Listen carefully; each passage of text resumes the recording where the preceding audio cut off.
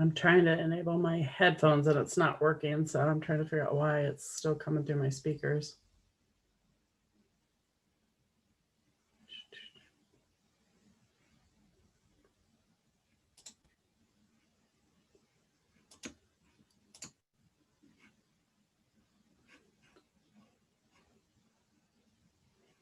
And there's Heidi. And we are live, Heidi, so whenever you're ready, I think we can go ahead. Sounds wonderful. If we're all set, we can go ahead and get started. Let me pull up our agenda here really quick.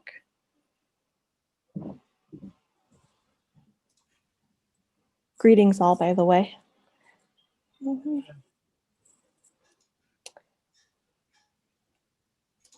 I actually lost the agenda. Does Jenny, do you by chance have it pulled up? Yep. If I can get you to start while I do this. Sure. Thank you.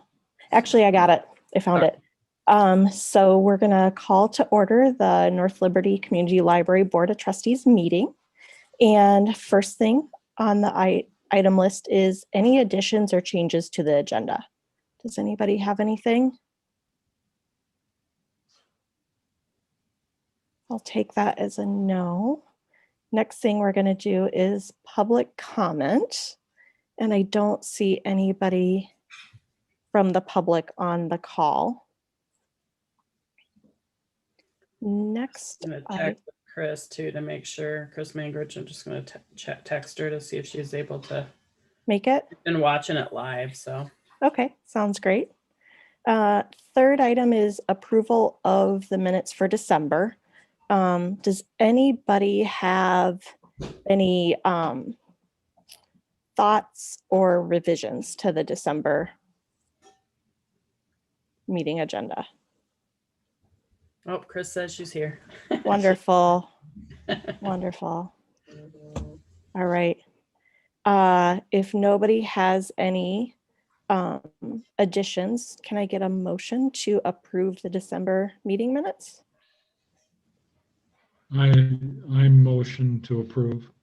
Perfect. Anybody second? Got Laura second. All in favor, say aye. Aye. Thank you. All opposed, say nay.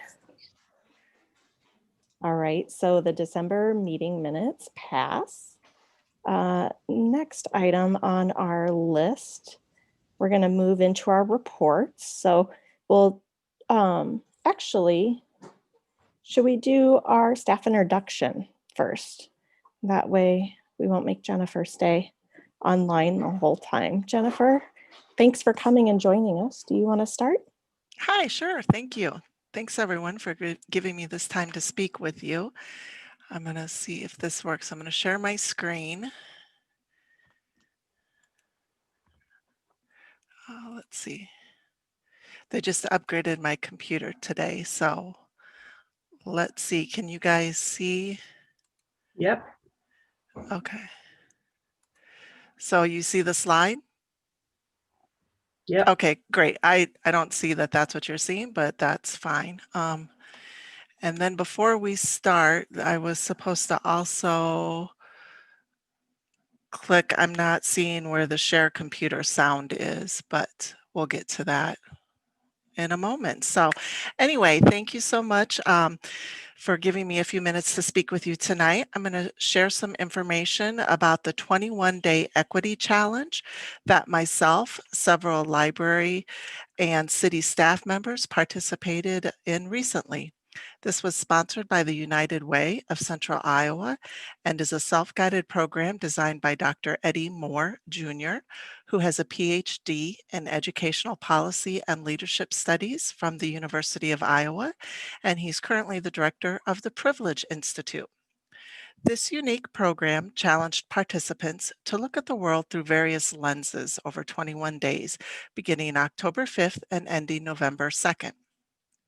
Although the challenge is over, you can still access all of the information at equitychallenge.org. Their website states that the 21-Day Equity Challenge is a powerful opportunity to develop a deeper understanding of how inequity and racism affects our lives and our community. Each day, we learned about a different topic by reading educational articles, watching videos, or listening to podcasts. Here you'll see a few of the topics on this slide. Starting with day 1, the challenge was understanding systemic racism, followed by understanding privilege on day 4. Housing and redlining was covered on day 7, with immigrants and refugees and the justice system on later days. Tonight, we're going to focus on the content from day 19, building workplace culture around equity. Even though there was a lot of information covered, they did a great job of breaking it down so it didn't feel overwhelming. Listed here is the content for that day, and it includes a couple of articles. The first one is Awake to Woke to Work, Building a Race Equity Culture, from the Equity in the Center organization, which outlines ways organizations can dismantle structural racism and inequities both inside and outside of their organizations. Another article is Building a Race Culture in the Social Sector, and there was a glossary of racial equity terms that has over 60 terms and definitions to it. There were 2 videos in Right Where We Belong, a program of Culture All by community advocate Deidre DeGier. We listened to 2 local leaders who took action to create more equitable and inclusive work environments. In the first one, Mark Stringer, Executive Director of the American Civil Liberties Union of Iowa, shared how he looks beyond the status quo to ensure that he's leading in an environment where people feel they belong. And the second clip features Lindsay Ladd, who shares why she created a hospital clinic just for LGBTQIA+ patients. Finally, there's an Inclusion Starts with I video that we're going to listen to at the end.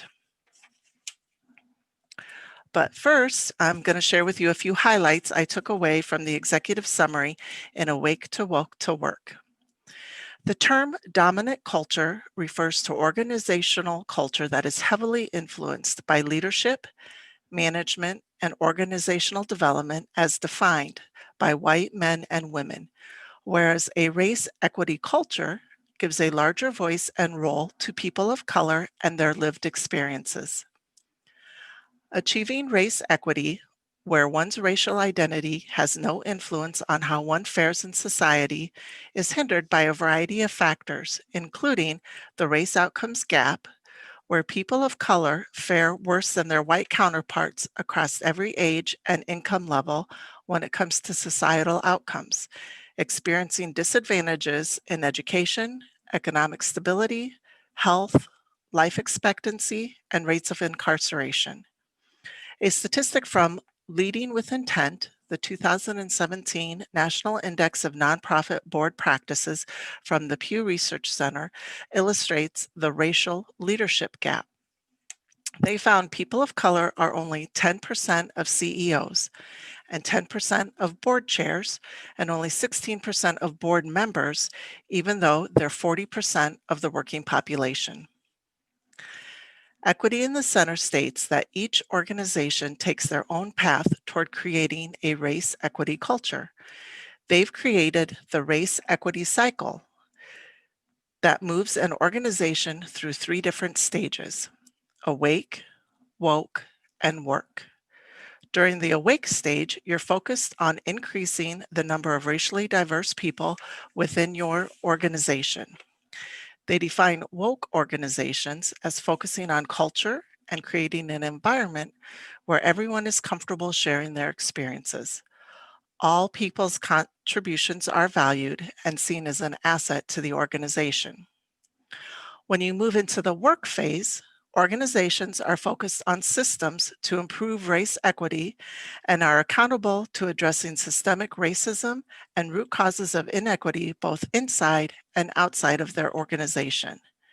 They define 7 groups, which include board directors, along with managers, the community, and the learning environment that can help build race equity culture within an organization. Getting started on creating a race equity culture includes some of the following steps: creating a shared vocabulary, identifying race equity champions at the board and leadership levels, and making race equity work part of your strategic plan. Equity in the Center states that creating a race equity culture and closing the racial leadership gap will help organizations succeed at their missions. The benefits to a race equity culture are not only seen inside the organization, but outside too, in more culturally responsive programs and services. Their call to action is for everyone to work on creating an equity culture that values the humanity and lived experiences of all people equally.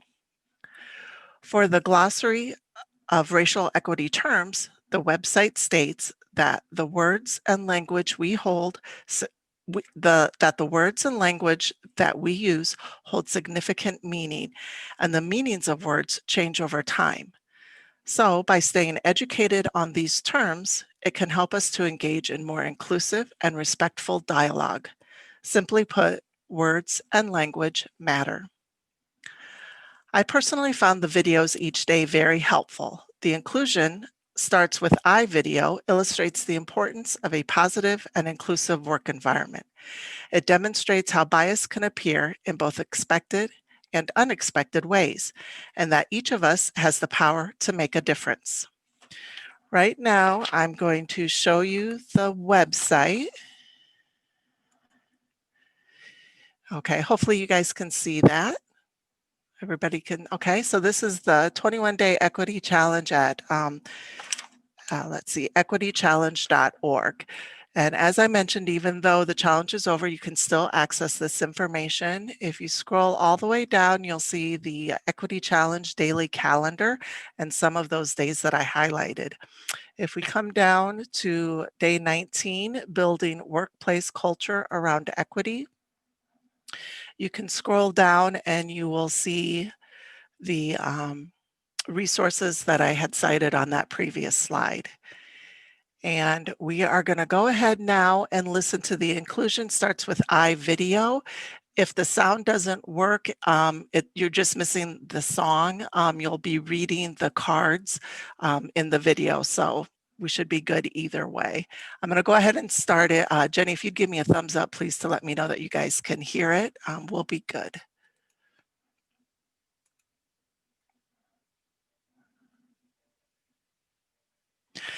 Okay, sorry you can't hear it, but read the signs.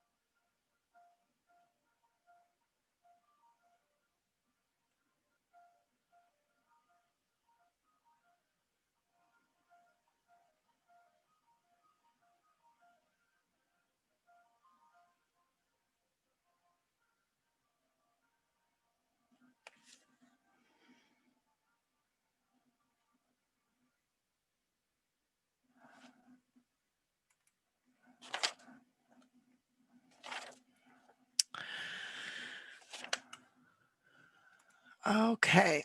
I'm sorry you guys couldn't hear that music. I love that song. I don't remember what the title of it is right now, but you have to go to the website and listen to it again. I watched that over and over and just love that video. So in closing, United Way shared that more than 26,000 Central Iowans participated over the 21 days. And even though, as I said, the challenge is done, the initiative will continue. Since then, they've offered a virtual inclusion summit, Rising to the Equity Challenge, that was held in November. It included some wonderful speakers and breakout sessions on education, housing, wealth, justice, and health. A group of library staff also met during the challenge to discuss the topics. We as a library staff have continued to seek out training in the areas of diversity, equity, and inclusion, have been adding materials and performing diversity audits to our collection, designing programming around these topics, and are continuing to look for ways that we can promote equity in our community. Thanks again for your time, and I'd like to invite and challenge each of you to read and listen to some of these wonderful content to help further your understanding of equity and inclusion. Is there any questions I can answer for you? I'm by no means an expert, and like I said, there was a lot of content, but I tried to cherry pick some of the basic concepts from this day.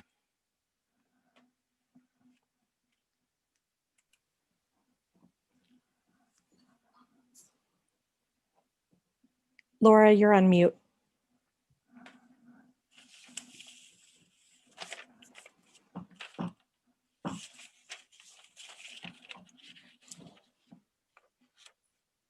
We can't hear you.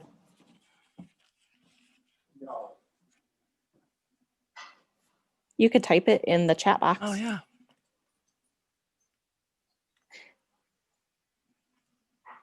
While Laura's working on that, I do have a question. First, thank you for sharing this. That was very interesting and something that's so relevant. I'm actually working on an implicit bias presentation, so I'll have to check out the website more.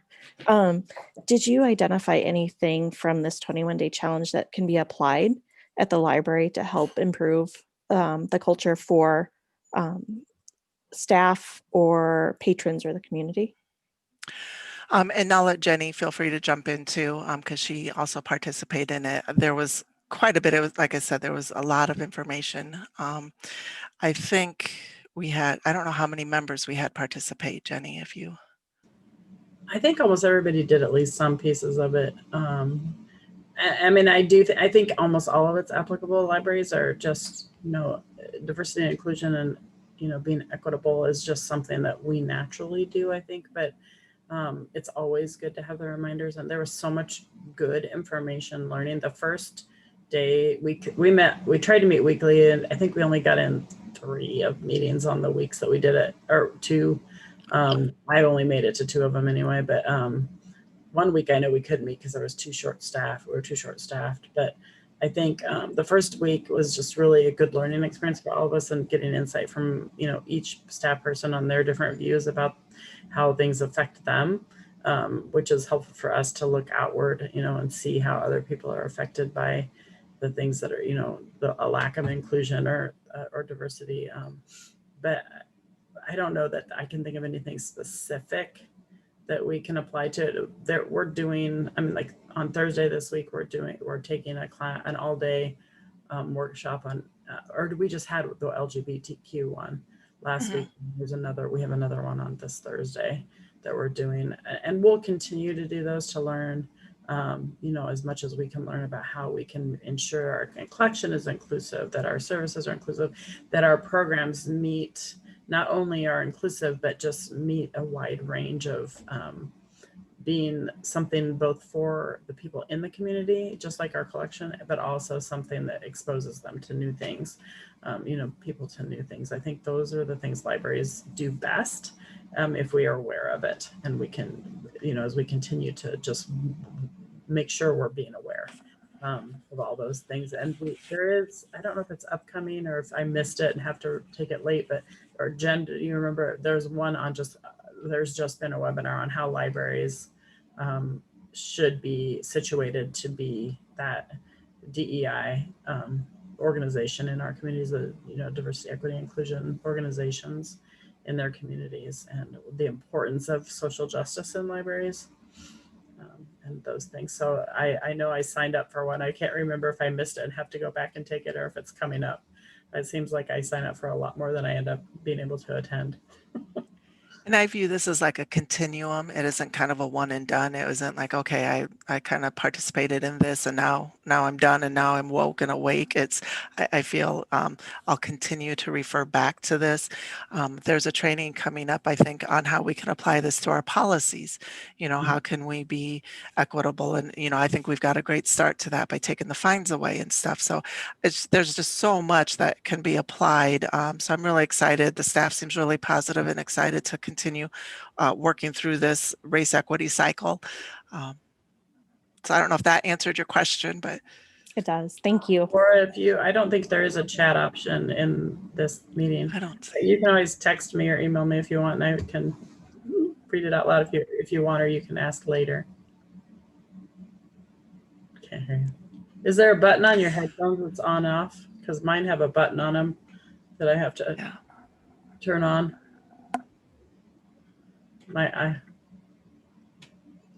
She's gonna maybe go find someone to help her out. She's at the lake again. It's not frozen over. One thing you could try is, if you haven't tried it already, is by the mute button on the desktop. There's the little arrow there. You've already tried that? Okay. Sorry. Go to test the speakers. Make sure you're in the right place.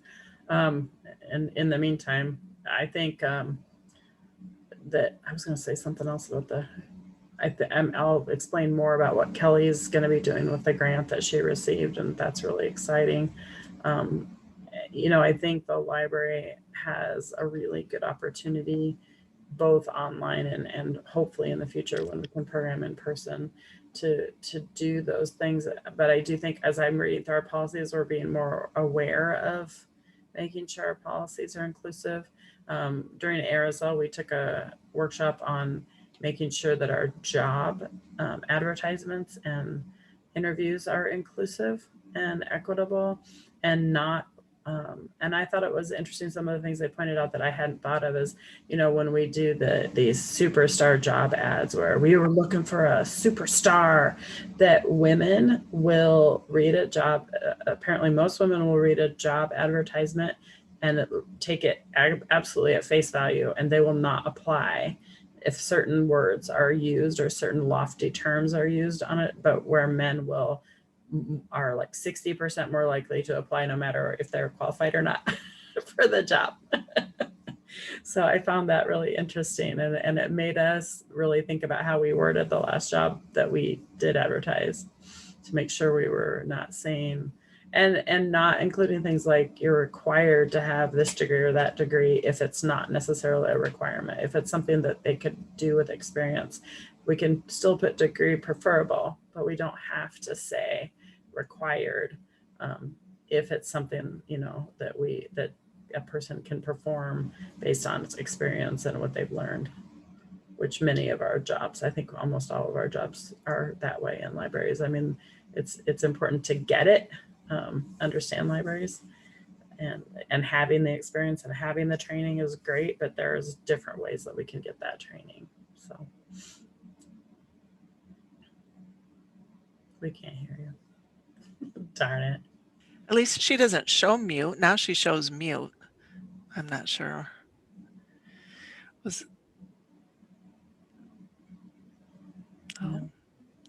there any other thoughts or comments or questions?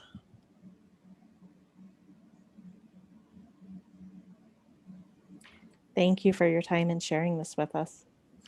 Thank you. I appreciated the opportunity to review it again. It seems like I find new stuff every time. So They just revamped the website too and fixed any links that were broken and added new stuff already. It's a lot of information, a lot. There's so many good links there and so much good information. And I did like it, like Jen said, every day there was just a tiny, you had like a choice to read, watch, or listen on every day, like a podcast, a video, and readings. Some of the readings were longer, some were short and sweet. So it really depends. And they said don't spend more than 10 or 15 minutes. They weren't trying to overwhelm you with information. They're just trying to get you to think about the information. And I really liked that it wasn't overwhelming.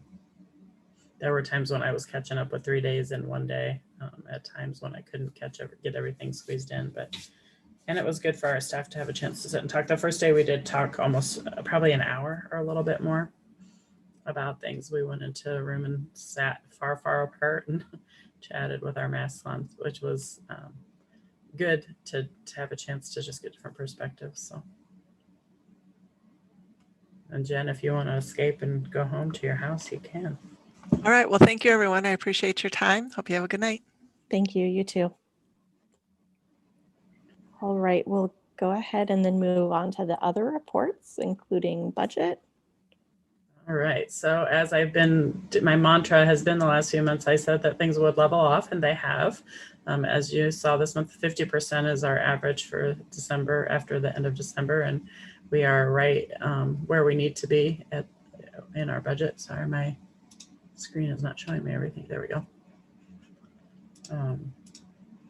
And in fact, we're now leveled off 45% in personnel, services, and services and commodities, just below 50%, and then that average of 46.39 for the full budget. So we're in really good shape with the budget right now.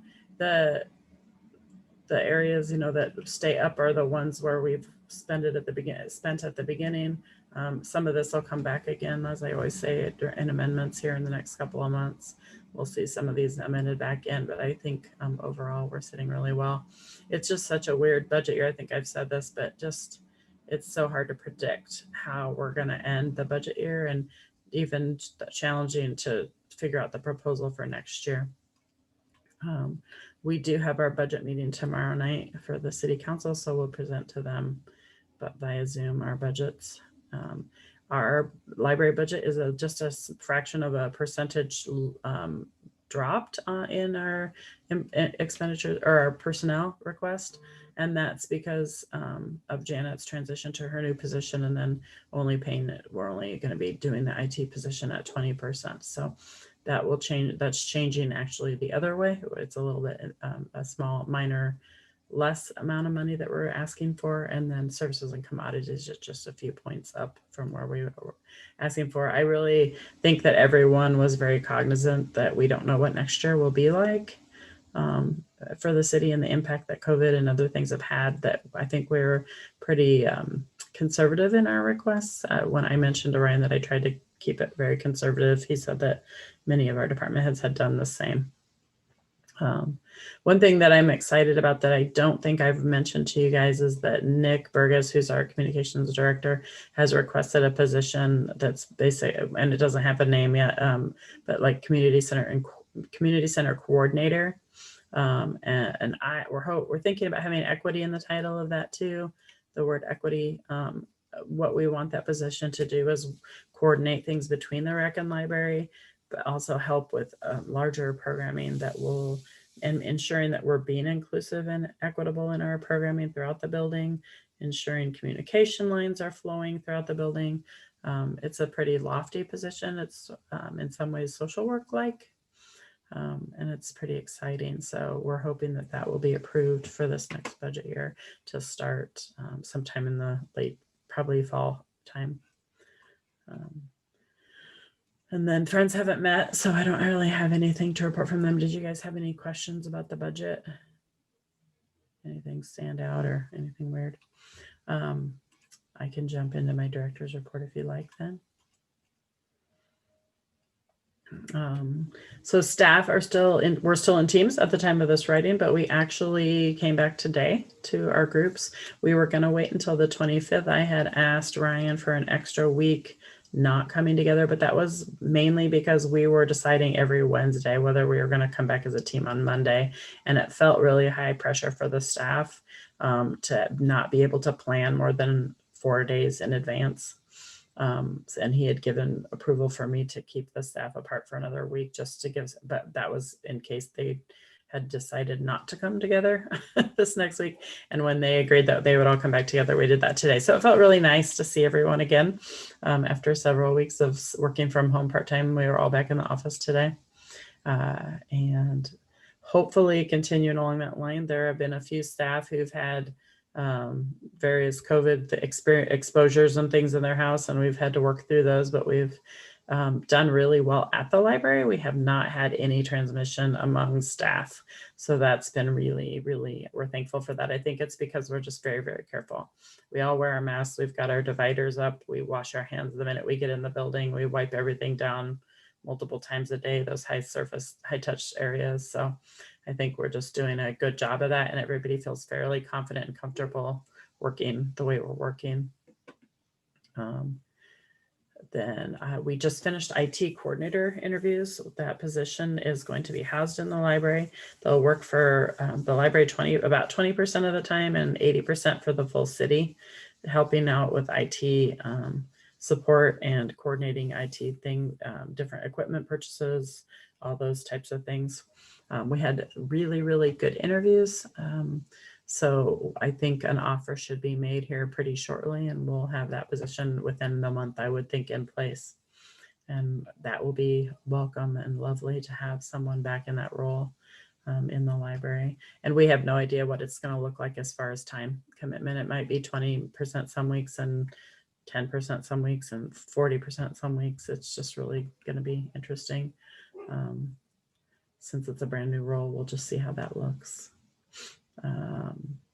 So we are talking about evaluating opening appointments starting next Monday, back for browsing. We have people coming in to do, the kiosk, and people coming in for notary services and for computers, but we have not had browsers in. We're kind of excited to start doing that again. So we're hoping next week, and we're going to start slowly again, just with 5 people at a time. To keep it very minimal and little exposure, as we don't know what it's going to look like as the university comes back into classes and different things around the community. So far, we feel like it's pretty safe. The spike that they really expected after Christmas doesn't seem to have happened quite as much as they thought in Johnson County. So we're hopeful that will happen. And then we're also talking, and I don't even think that I have that in here yet because we hadn't really finalized it, about expanding a couple nights a week to be open until 7 with some part-timers working. We've been hesitant to do that because if we split into teams, it's just really tough to man those hours when we're split into teams. So if we're just kind of holding and waiting to see what that looks like, but hoping maybe by mid-February that we can open a couple evenings a week. The lockers that we put outside have really taken off. People really like them. I'd say, we have 10 of them, which is a lot, but we typically have at least 3 or 4 filled every day, with books in them almost every night. And so that people have really appreciated those and are starting to now email and say, hey, can I get a locker for this? So that's worked really well for us. They are rusting a little bit. One of them is, we knew that they're not very expensive. They weren't, and they were leaking a little. We tried to put them under cover, but the place they are, there is some water that comes down. So our parks department is going to, when they have time, look at how they can put something above them, sort of like a canopy to weatherproof them a little bit. Because we'd like to keep them even after we're open fully. I think there's many services that we've been doing, like curbside, that will probably continue at some level. Curbside will not be at the level it's at now. We couldn't do it and the library, but at some different level, we'll probably still offer curbside and offer the lockers. Community update. We are just finishing our annual report, we finished our annual report. So the annual contribution letter is going out with that annual report in it. We're trying to narrow down who to send those to this year. And every year we kind of do these shuffling of, we're going to send this group to the Friends and this group to the endowment. And so this year we wanted to combine those into one. So there's one form that they can choose to donate to the Friends or to the endowment. The letter took a little bit of extra crafting to make sure that it does that without being too long, and ask them which contribution they'd like to make. And then we are sending it to a lot of our old contributors, but also to anyone who's been using the library within the last 10 months, 11 months during COVID. I wanted to include some of those new card members and card holders that are regularly using our services now, as we're telling that story of how we've been operating in these last several months. That was a lot more patrons than I thought. So it was a really, really big number. So it's taken several weeks just to pare it down. And there was no real scientific method to paring it down. I did a lot of individual looking and deciding based on weird, random things. First, we went and got all the children out because all the kids that were in there, we went and looked up their birth date and cross-referenced and got all the kids out. And then we had to find couples and put them together. And so we're down to about 850 people. And I think that's the number that's going to go out. And we have about 600 letters folded and stuffed. So we're just finishing that process. And I printed labels today. So slowly but surely, my hope had been to get it out in December, and now we're going to be in February, but that's okay. I think that, when we get it there, I've had a couple people already donate, and then I've also had people reach out and say, hey, I didn't get a letter from you guys yet. So people are aware of it. So I'm hoping that we'll see some good turnout from return on that. It says 500 in here, but that was before I realized how many people there really were by the time I got it pared down. So we decided just to print more. And then we just attended, like I said, we had an LGBTQ 101 training last week. It was really, really good. It's a group called One Iowa. They did a really nice job. It was a 2-hour training in the afternoon that is required for all city staff, which I think is really great. It was very interesting. She made it very comfortable, and lots of good questions were asked. It makes it nice that we can all get in Zoom together and kind of do these things. While I miss meeting in person, it's kind of lovely to be able to meet with people who we otherwise, One Iowa would have had to travel to us and do this. So it was kind of nice. And then this Iowa Library Conference is this coming week, which is an annual event. It's an online conference that's held all day. So we just kind of have it on in the background on our computers. Many of us will just watch as we can throughout the day on Thursday when they do that. And then I don't think I talked about it here. I might have talked about it last time. I am presenting on January 27th at a conference called Wild Wisconsin. I am presenting on writing policy. And it's something that I've already presented at another time. Somebody saw it there and asked if I'd come present this to their online conference. I'm pretty excited to do it. And the one thing that I wanted to mention, because I thought it was really interesting, was that they sent me, and I did not know this existed, but there are equity tools within PowerPoint that allow you to make sure that people who are hearing or vision impaired can access have the same experience looking at the slides as someone who doesn't. And I never knew that existed. They run this check, and then it tells you where you might need to tweak or change your slides to make them more accessible. So it's an accessibility feature that I thought was fantastic. I'm super excited to start using it for all my things. I'm not a huge slide person anyway. I typically put about 10 slides up, and they're just there to have some people have something to look at besides me. So that is all that I really have. Jen, everybody has some of their stuff that they're talking about. I wanted to mention Kelly's grant, though. Kelly applied for a grant through American Library Association. It's a $3,000 grant. I don't know if you guys had a chance to click on the press release and read through it. This is very, very exciting for us. It's something that will impact not only the library, but the city as a whole. And something that I'm super excited about, because I've been wanting us to do some community conversations or community engagement for a long time. So this was a perfect opportunity, and she is developing just a beautiful project out of this. She's we have our first meeting tomorrow for the group that's going to kind of assist her on this. Besides the facilitator, you need to have someone who is there to time keep and someone who's there to take notes.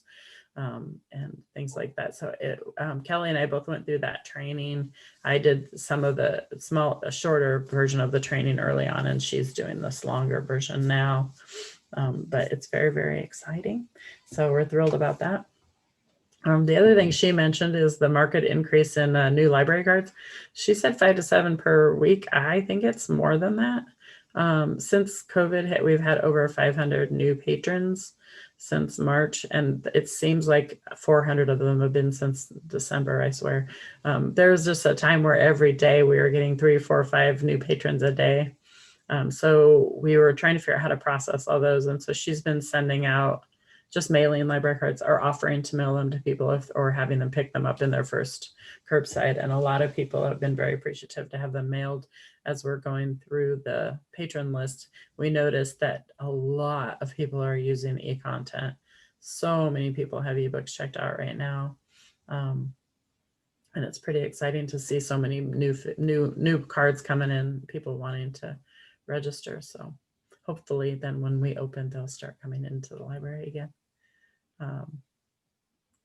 Trying to think if there's anything else I was gonna point out to you guys specifically. Melanie's, the things she shows about her posts for the website or for Facebook, I thought were really interesting. She talked with me a little bit about those. That's just comparing how our website or Facebook holds up against some of the others. And then the other one that I was going to point out is Andrew mentions, he always does those great statistics for you guys, but he mentions in his report at the beginning that he is working on some new things. One is patron asked about new arrivals, and she missed browsing for the new books. So he's been doing Facebook Live segments, just showing off some of our new titles and and then doing if you read this, then you might like this type of book talks on Facebook Live. And he's going to try to do those at least every 2 weeks with some of our new stuff. And then he started, I call it a carousel because that's what they call it. I don't know what else to call it, but it's sort of just the line of books that you see on a web page. When you see that, you can click on the book and go and read about them. On our Polaris page catalog, you can go and see the carousels he's creating to highlight the new books that we have. And he's doing those, he's changing those up every time before he does the live. So those are just some of the ways that he's trying to help reach the patrons, visualize what we have in the library. So, and that is all that I have tonight. Wonderful, thank you. Does anybody have any questions about any of the staff reports? All right, we'll move on to our policy review then. First one was the service policy. Did anybody have any questions, comments, or suggestions for revisions? So some of the revisions I'll just show you. I mean, you can see them in the side there for the service policy. We actually started doing these back in November. Kelly and I worked on this. Some of them are just formatting. They look like more than that, but a lot of them are just formatting changes. The main change is under, and I think I gave you guys two of the exact same thing, but under the use of library space, this is something that Emily has requested, and this comes out of the family place training that we went to in New York. Was that some libraries have designated spaces that are for specific audiences, so that we can say, like when we've got our kids area open and the room is open for the toddlers to go in and play, that when the older kids come, we can just say, hey, this area is designated for younger children. We're going to ask you to go to another area. Same with the teen lounges. We already have that designated for teens. We wanted it to sort of be laid out in the policy. So this wording, we borrowed some of this wording from one of the family place libraries and kind of changed it to our own. Theirs was a little more in depth, and we didn't think we needed it to be quite so. They had more specifically this space and this space and this space, and we wanted it to be more open to what we decide we want to do with spaces. So that is an actual change to the content. Everything else is formatting. Sounds great. Does anybody want to make a motion to approve the service policy review with listed edits? I so move. Does anybody second it? I'll second. All in favor say aye. Laura, you can wave for what you want to vote for. Aye. Aye. All opposed say nay. All right, so the service policy passes with the tracked edits. Second one, the child safety policy. Does anybody have any edits or questions, comments on that? No, can you hear me now? Yeah. Okay. Someone unplugged the headset and I had to figure out where to plug everything back in. So, yay.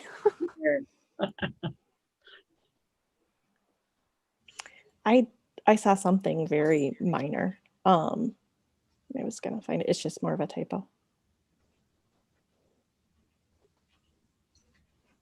Just in the Roman numeral 2, unattended, in the heading is spelled. Yeah. fine. See, every year we find one little thing. Yeah, and then I thought there was one other thing, but I'm not seeing it now.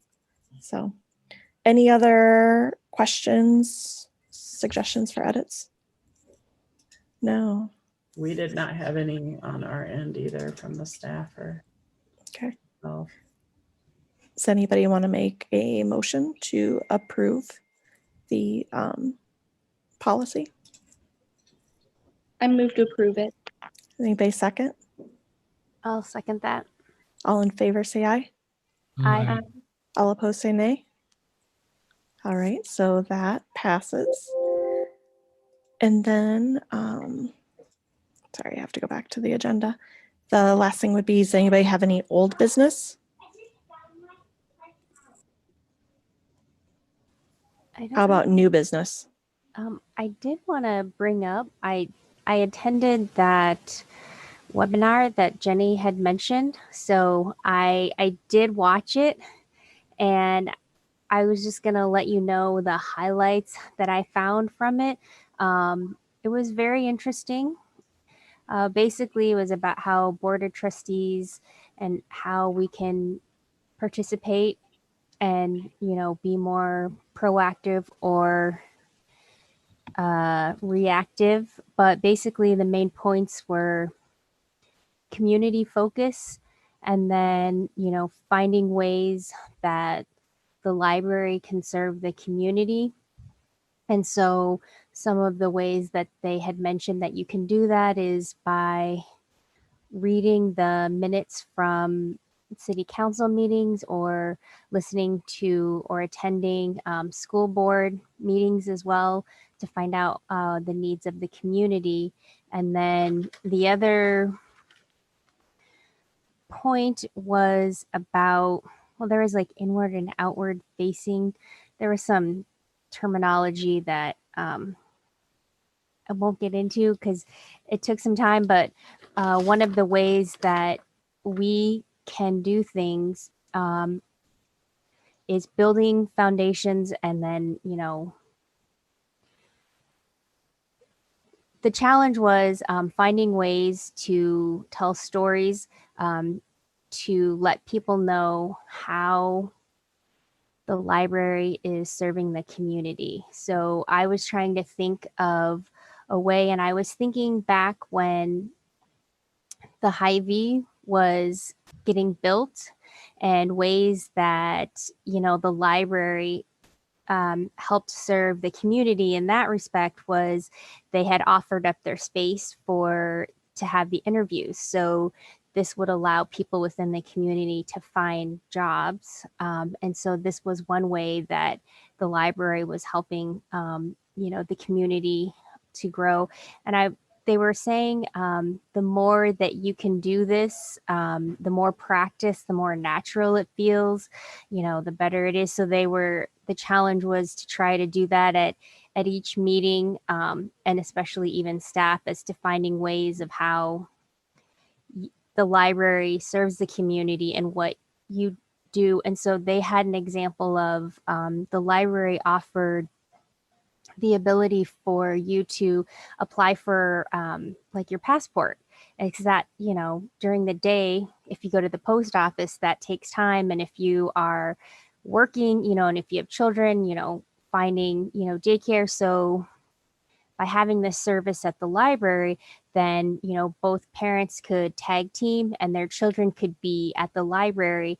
But because this was also at the library and offered on a Saturday, they were able to help the family and provide this service. So it was just interesting to hear how you can tie these together. So I thought that was something interesting because, you know, just always trying to find ways of explaining to people as board of trustees of how we can, you know, influence and like show people, you know, basically how great the library is and, you know, what services that we can offer the community. So I don't know, maybe this is a challenge for us to try to think of one story of, you know, ways that the library helps the community. So then that way, when you're out in public and people ask you, oh, well, you know, what do you do as a board of trustee? Then you can think of, you have one story on hand, you know, of ways that the library serves the community. Wonderful. Thanks for attending and giving that information, Laura. Is there any other new business for tonight? No. Do we have a motion to adjourn the board meeting? I'll make a motion to adjourn. Anybody second that? I'll second. Wonderful. So we'll adjourn tonight's meeting and the next meeting will be March 15th at 6:30. Remember that there's no February board meeting. I'll also not tell you guys, since I haven't, that I will be gone for about a week and a half in February. Taking a little time off to go see our daughter in Tempe. So, Nice. Nice. and Well- driving because we don't feel safe to fly. So. Sounds wonderful. Well, you have a great trip and we'll talk to everybody in March.